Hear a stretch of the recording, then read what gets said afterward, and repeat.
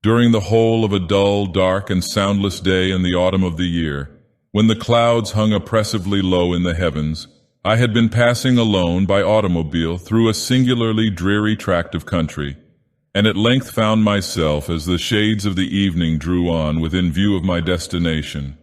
I looked upon the scene before me, upon the mere house and the simple landscape features of the domain, upon the bleak walls, upon the vacant eye-like windows, upon a few rank sedges, and upon a few white trunks of decayed trees, with a feeling of utter confusion commingled with dismay. For it seemed to me as though I had visited this scene once before, or read of it perhaps in some frequently rescanned tale.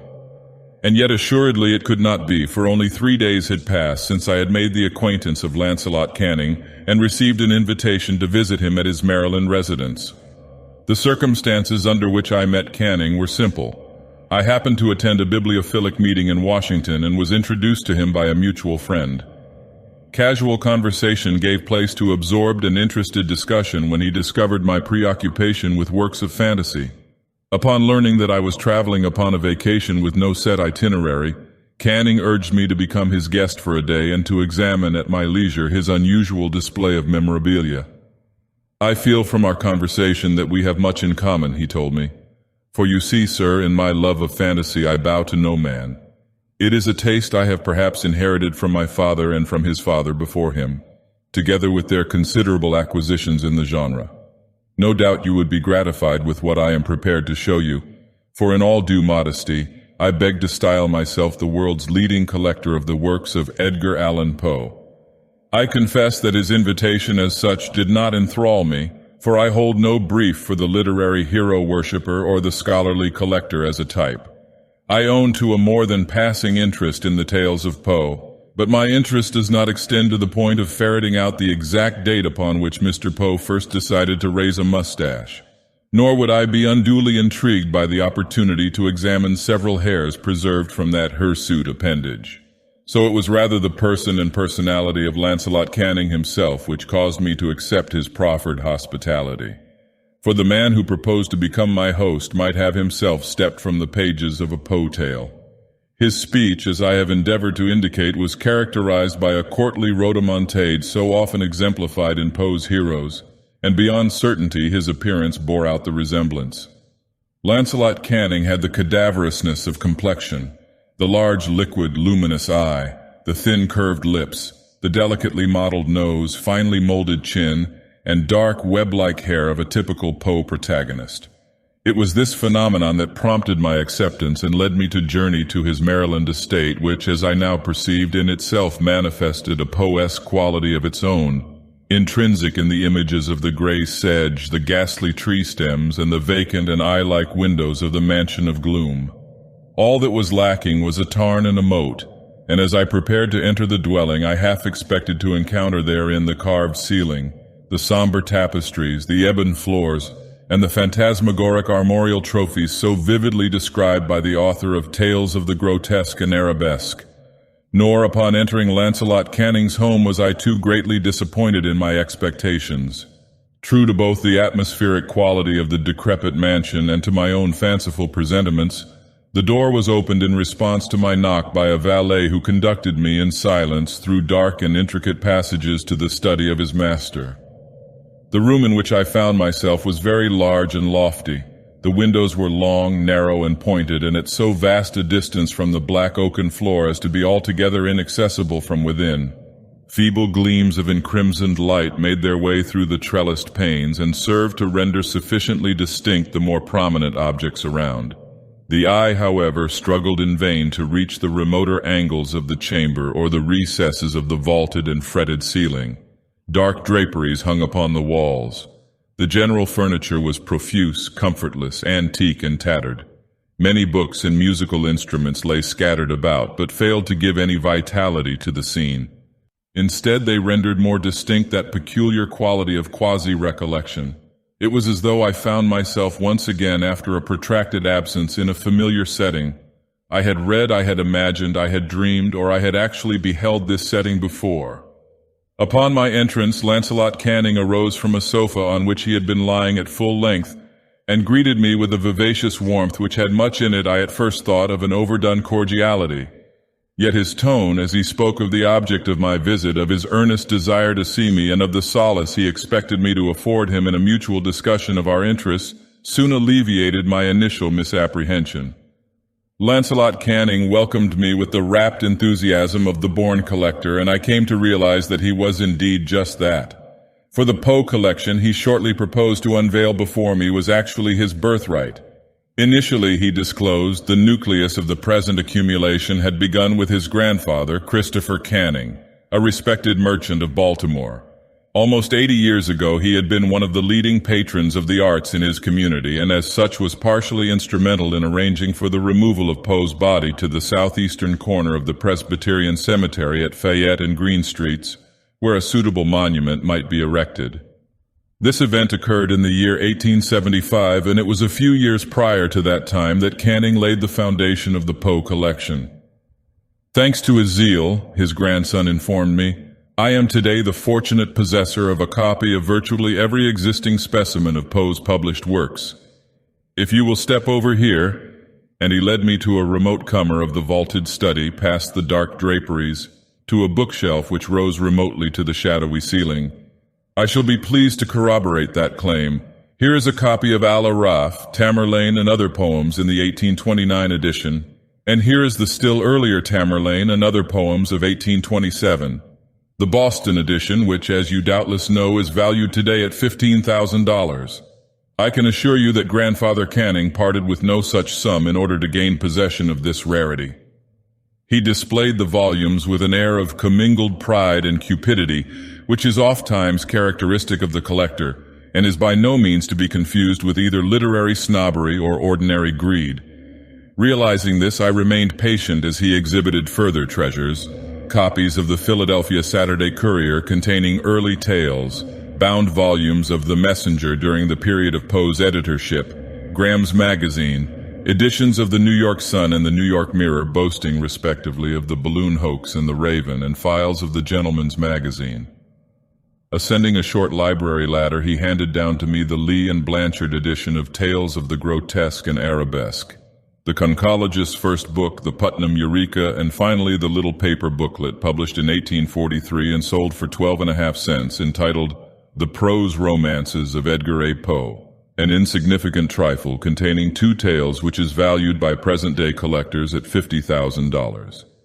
Canning informed me of this last fact and indeed kept up a running commentary upon each item he presented. There was no doubt but that he was a Poe scholar as well as a Poe collector, and his words informed tattered specimens of the Broadway Journal and Godey's Ladies' Book with a singular fascination not necessarily inherent in the flimsy sheets or their contents. I owe a great debt to Grandfather Canning's obsession, he observed, descending the ladder and joining me before the bookshelves. It is not altogether a breach of confidence to admit that his interest in Poe did reach the point of an obsession, and perhaps eventually of an absolute mania. The knowledge, alas, is public property, I fear. In the early 70s he built his house, and I am quite sure that you have been observant enough to note that it in itself is almost a replica of a typical Poe-esque mansion. This was his study, and it was here that he was wont to pore over the books, the letters, and the numerous mementos of Poe's life. What prompted a retired merchant to devote himself so fanatically to the pursuit of a hobby, I cannot say. Let it suffice that he virtually withdrew from the world and from all other normal interests. He conducted a voluminous and lengthy correspondence with aging men and women who had known Poe in their lifetime, made pilgrimages to Fordham, sent his agents to West Point, to England and Scotland, to virtually every locale in which Poe had set foot during his lifetime. He acquired letters and souvenirs as gifts. He bought them, and I fear stole them, if no other means of acquisition proved feasible. Lancelot Canning smiled and nodded. Does all this sound strange to you? I confess that once I, too, found it almost incredible, a fragment of romance. Now, after years spent here, I have lost my own objectivity. Yes, it is strange, I replied, but are you quite sure that there was not some obscure personal reason for your grandfather's interest? Had he met Poe as a boy or been closely associated with one of his friends? Was there perhaps a distant, undisclosed relationship? At the mention of the last word, Canning started visibly, and a tremor of agitation overspread his countenance. Ah, he exclaimed, There you voice my own inmost conviction. A relationship, assuredly there must have been one. I am morally, instinctively certain that Grandfather Canning felt or knew himself to be linked to Edgar Poe by ties of blood. Nothing else could account for his strong initial interest, his continuing defense of Poe in the literary controversies of the day, and his final melancholy lapse into a world of delusion and illusion. Yet he never voiced a statement or put an allegation upon paper, and I have searched the collection of letters in vain for the slightest clue. It is curious that you so promptly divine a suspicion held not only by myself but by my father. He was only a child at the time of my grandfather Canning's death, but the attendant circumstances left a profound impression upon his sensitive nature. Although he was immediately removed from this house to the home of his mother's people in Baltimore, he lost no time in returning upon assuming his inheritance in early manhood. Fortunately, being in possession of a considerable income, he was able to devote his entire lifetime to further research. The name of Arthur Canning is still well known in the world of literary criticism, but for some reason he preferred to pursue his scholarly examination of Poe's career in privacy. I believe this preference was dictated by an inner sensibility, that he was endeavoring to unearth some information which would prove his father's, his, and for that matter, my own kinship to Edgar Poe. "You say your father was also a collector?" I prompted. "A statement I am prepared to substantiate," replied my host as he led me to yet another corner of the shadow-shrouded study. "But first, if you would accept a glass of wine?" He filled, not glasses, but veritable beakers from a large carafe, and we toasted one another in silent appreciation. It is perhaps unnecessary for me to observe that the wine was a fine old Amontillado. "Now then," said Lancelot Canning, "my father's special province in Poe research consisted of the accumulation and study of letters." Opening a series of large trays or drawers beneath the bookshelves, he drew out file after file of glassine folios, and for the space of the next half hour I examined Edgar Poe's correspondence. Letters to Henry Herring, to Dr. Snodgrass, Sarah Shelton, James P. Moss, Elizabeth Poe, missives to Mrs. Rockwood, Helen Whitman, Anne Lynch, John Pendleton Kennedy, notes to Mrs. Richmond, to John Allen, to Annie, to his brother Henry, a profusion of documents, a veritable epistolary cornucopia. During the course of my perusal, my host took occasion to refill our beakers with wine, and the heady draught began to take effect, for we had not eaten, and I own I gave no thought to food, so absorbed was I in the yellowed pages illumining Poe's past. Here was wit, erudition, literary criticism. Here were the muddled, maudlin outpourings of a mind gone in drink and despair. Here was the draft of a projected story, the fragments of a poem. Here were a pitiful cry for deliverance and a paean to living beauty. Here were a dignified response to a dunning letter and an editorial pronunciamento to an admirer. Here were love, hate, pride, anger, celestial serenity, abject penitence, authority, wonder, resolution, indecision, joy, and soul-sickening melancholia. Here were the gifted elocutionist, the stammering drunkard, the adoring husband, the frantic lover, the proud editor, the indigent pauper, the grandiose dreamer, the shabby realist, the scientific inquirer, the gullible metaphysician, the dependent stepson, the free and untrammeled spirit, the hack, the poet, the enigma that was Edgar Allan Poe. Again the beakers were filled and emptied. I drank deeply with my lips and with my eyes more deeply still. For the first time, the true enthusiasm of Lancelot Canning was communicated to my own sensibilities. I divined the eternal fascination found in a consideration of Poe the writer and Poe the man. He who wrote tragedy, lived tragedy, was tragedy. He who penned mystery, lived and died in mystery, and who today looms on the literary scene as mystery incarnate. And Mystery Poe remained, despite Arthur Canning's careful study of the letters. My father learned nothing, my host confided, even though he assembled, as you see here, a collection to delight the heart of a Mabbott or a Quinn. So his search ranged further. By this time I was old enough to share both his interest and his inquiries. "Come," and he led me to an ornate chest which rested beneath the windows against the west wall of the study.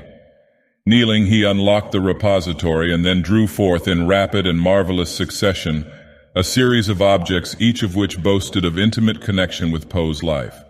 There were souvenirs of his youth and his schooling abroad, a book he had used during his sojourn at West Point, mementos of his days as a theatrical critic in the form of playbills, a pen used during his editorial period, a fan once owned by his girl wife Virginia, a brooch of Mrs. Clem's, a profusion of objects including such diverse articles as a cravat stock and, curiously enough, Poe's battered and tarnished flute. Again we drank, and I own the wine was potent. Canning's countenance remained cadaverously wan, but moreover there was a species of mad hilarity in his eye, an evident restrained hysteria in his whole demeanor. At length, from the scattered heap of curiosa, I happened to draw forth and examine a little box of no remarkable character, whereupon I was constrained to inquire its history and what part it had played in the life of Poe.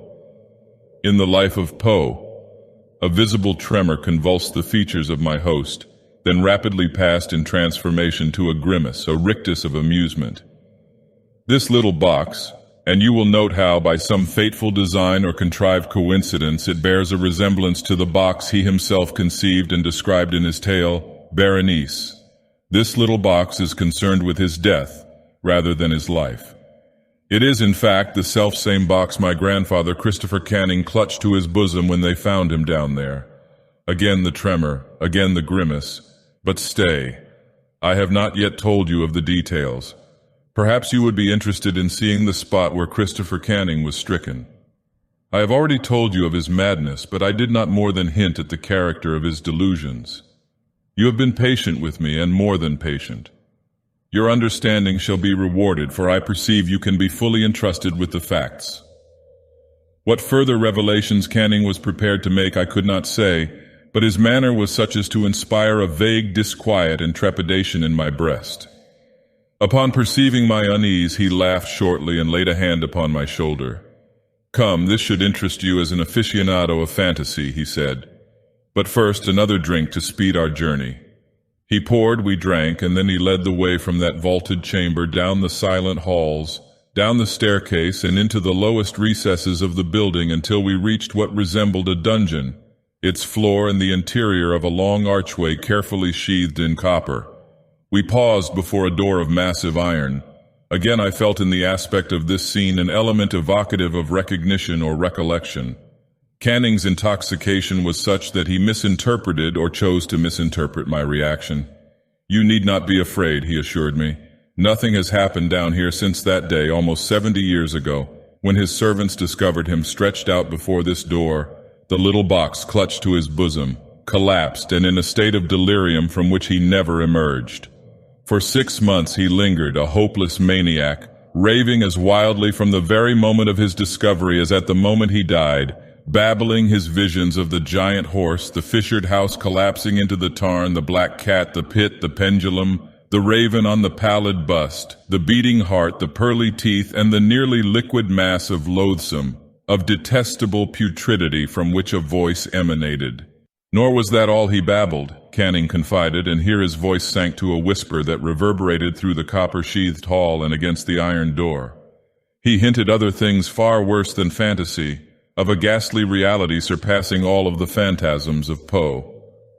For the first time, my father and the servants learned the purpose of the room he had built beyond this iron door, and learned what Christopher Canning had done to establish his title as the world's foremost collector of Poe.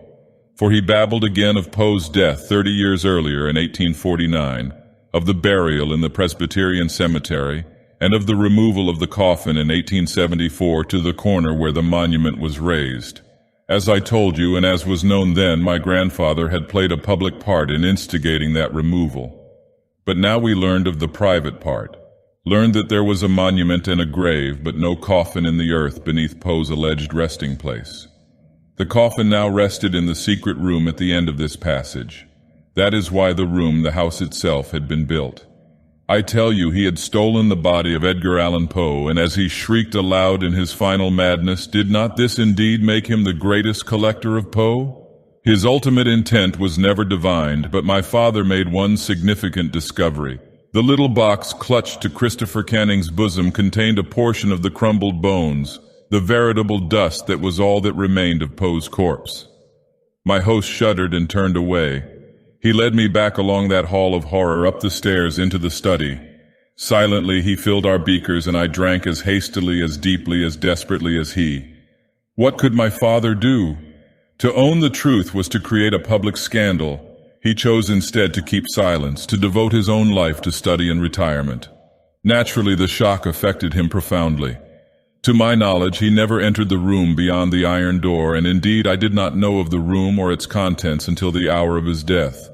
And it was not until some years later that I myself found the key among his effects. But find the key I did, and the story was immediately and completely corroborated. Today I am the greatest collector of Poe, for he lies in the keep below, my eternal trophy. This time I poured the wine. As I did so, I noted for the first time the imminence of a storm, the impetuous fury of its gusts shaking the casements, and the echoes of its thunder rolling and rumbling down the time-corroded corridors of the old house. The wild, overstrained vivacity with which my host hearkened, or apparently hearkened, to these sounds did nothing to reassure me, for his recent revelation led me to suspect his sanity. That the body of Edgar Allan Poe had been stolen, that this mansion had been built to house it, that it was indeed enshrined in a crypt below, that grandsire, son, and grandson had dwelt here alone, apart, enslaved to a sepulchral secret, was beyond sane belief. And yet, surrounded now by the night and the storm, in a setting torn from Poe's own frenzied fancies, I could not be sure. Here the past was still alive, the very spirit of Poe's tales breathed forth its corruption upon the scene. As thunder boomed, Lancelot Canning took up Poe's flute, and whether in defiance of the storm without or as a mocking accompaniment, he played, blowing upon it with drunken persistence, with eerie atonality, with nerve-shattering shrillness. To the shrieking of that infernal instrument the thunder added a braying counterpoint. Uneasy, uncertain, and unnerved, I retreated into the shadows of the bookshelves at the farther end of the room, and idly scanned the titles of a row of ancient tomes. Here was the Chiromancy of Robert Flood, the Directorium Inquisitorum, a rare and curious book in Quarto Gothic that was the manual of a forgotten church, and betwixt and between the volumes of pseudoscientific inquiry, theological speculation, and sundry incunabula, I found titles that arrested and appalled me. De Vermis Mysterious and the Liber Ebon, treatises on demonology, on witchcraft, on sorcery mouldered in crumbling binding. The books were old, but the books were not dusty. They had been read. Read them. It was as though Canning divined my inmost thoughts. He had put aside his flute and now approached me, tittering as though in continued drunken defiance of the storm. Odd echoes and boomings now sounded through the long halls of the house, and curious grating sounds threatened to drown out his words and his laughter. "Read them," said Canning. "I study them. Yes, I have gone beyond grandfather and father too. It was I who procured the books that held the key, and it was I who found the key. A key more difficult to discover and more important than the key to the vaults below. I often wonder if Poe himself had access to these self-same tomes, knew the self-same secrets, the secrets of the grave and what lies beyond and what can be summoned forth if one but holds the key." He stumbled away and returned with wine. "Drink," B said. "Drink to the night and the storm." I brushed the proffered glass aside. "Enough," I said. "I must be on my way." Was it fancy, or did I find fear frozen on his features? Canning clutched my arm and cried, "No, stay with me. This is no night on which to be alone. I swear I cannot abide the thought of being alone. I can bear to be alone no more." His incoherent babble mingled with the thunder and the echoes. I drew back and confronted him. "Control yourself," I counseled. "Confess that this is a hoax. An elaborate imposture arranged to please your fancy." "Hoax? Imposture? Stay, and I shall prove to you beyond all doubt." And so saying, Lancelot Canning stooped and opened a small drawer set in the wall beneath and beside the bookshelves. "This should repay you for your interest in my story and in Poe," he murmured. "Know that you are the first other person than myself to glimpse these treasures." He handed me a sheaf of manuscripts on plain white paper, documents written in ink curiously similar to that I had noted while perusing Poe's letters. Pages were clipped together in groups, and for a moment I scanned titles alone. "The Worm of Midnight" by Edgar Poe, I read aloud. "The Crypt," I breathed. And here the further adventures of Arthur Gordon Pym, and in my agitation I came close to dropping the precious pages. "Are these what they appear to be, the unpublished tales of Poe?" My host bowed. "Unpublished, undiscovered, unknown save to me and to you."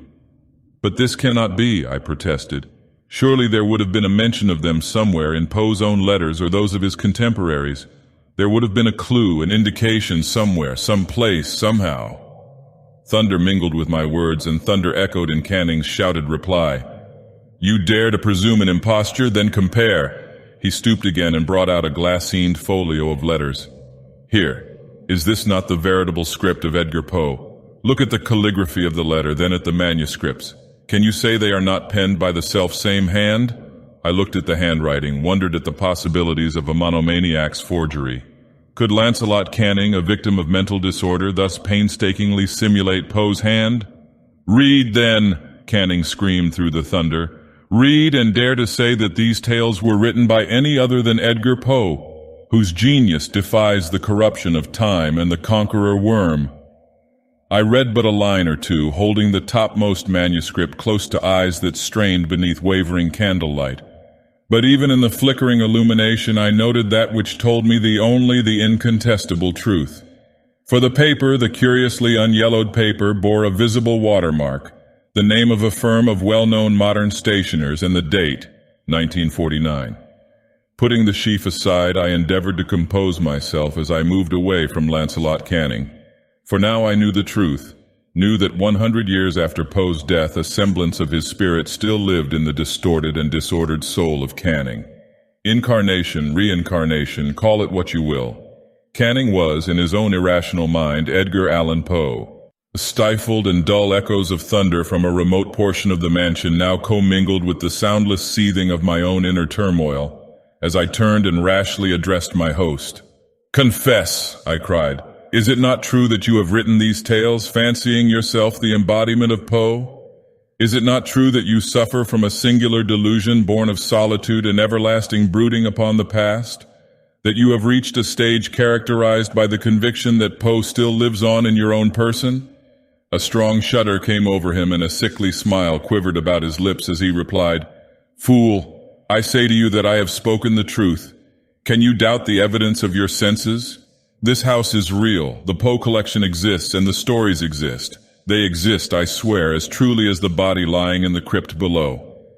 I took up the little box from the table and removed the lid. "Not so," I answered.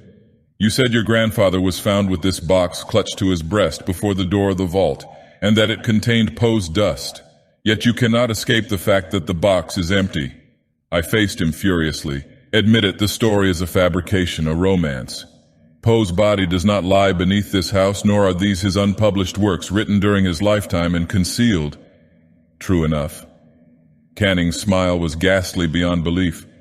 "The dust is gone because I took it and used it, because in the works of wizardry I found the formulae, the arcana, whereby I could raise the flesh, recreate the body from the essential salts of the grave. Poe does not lie beneath this house, he lives, and the tales are his posthumous works."